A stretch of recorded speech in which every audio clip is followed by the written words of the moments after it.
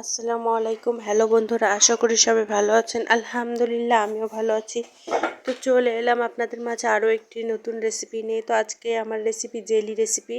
তো দেখতে পাচ্ছেন আমি আমটা ব্লেন্ডার করে নিয়েছি সুন্দরভাবে। এই আমটা এখন আমি চুলায় বসিয়ে দেব এবং নেড়েচেড়ে জাল করে নেব। এটা কিন্তু অনবরত নাড়তেই থাকতে হবে, না হলে কিন্তু লেগে যাওয়ার সম্ভাবনা আছে। আমি কিন্তু এখানে কোনো রকম পানি ব্যবহার করিনি।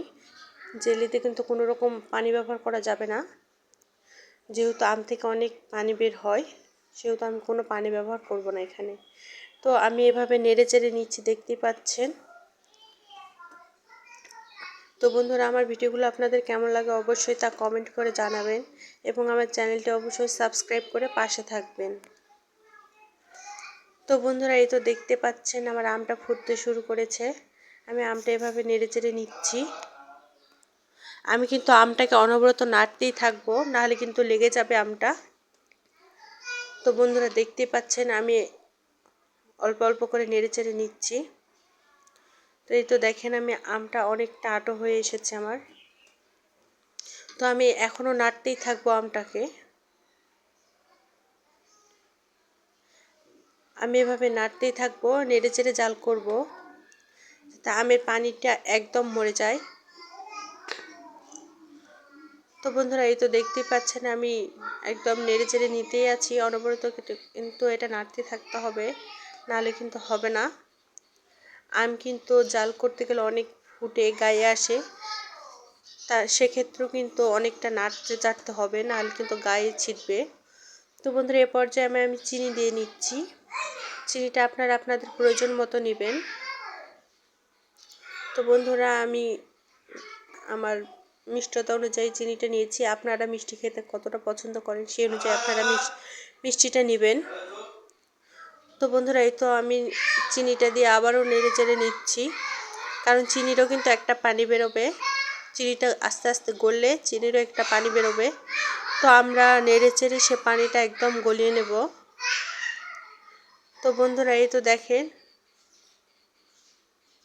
আমি কিন্তু নাড়তেই আছি এখনও অনবরত। মূলত এটা নেড়ে চেড়েই করতে হবে, জেলিটা তৈরি করতে হবে নেড়ে চেড়েই। তো বন্ধুরা, এই তো আমি এখনও নাড়তেই রয়েছি। দেখেন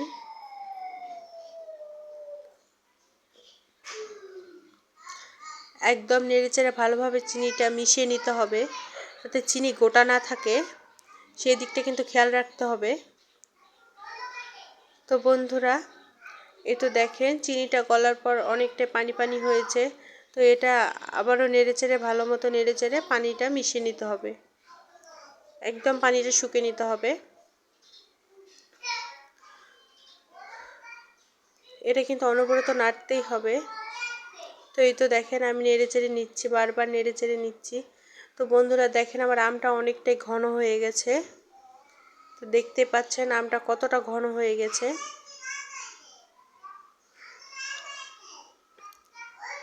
তো বন্ধুরা, আমার আমটা অনেকটাই ঘন হয়ে এসেছে।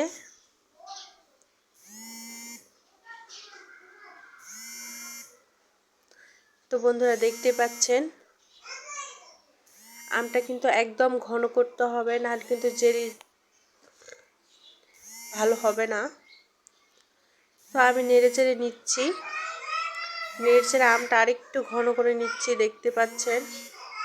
এই তো দেখেন আমি দেখিয়ে দিচ্ছি আমটা আমার ঠিক কতটা ঘন হয়েছে। তো বন্ধুরা, এ পর্যায়ে আমি নামিয়ে নিয়েছি জেলিটা। দেখতে পাচ্ছেন কিভাবে বসে গিয়েছে জেলিটা। তো এটা একটু ঠান্ডা করে নেব আমি, ঠান্ডা করে তারপর একটা কাচের বয়ামে রেখে দেব। কাচের বয়ামে রাখবেন, তাহলে কিন্তু অনেক দিন সংরক্ষণ করা যায়। পাউরুটির সাথে কিন্তু জেলিটা একদম পারফেক্ট যায়। তো বন্ধুরা, আপনারা বানিয়ে নিতে পারেন এই আমের এই জেলিটি।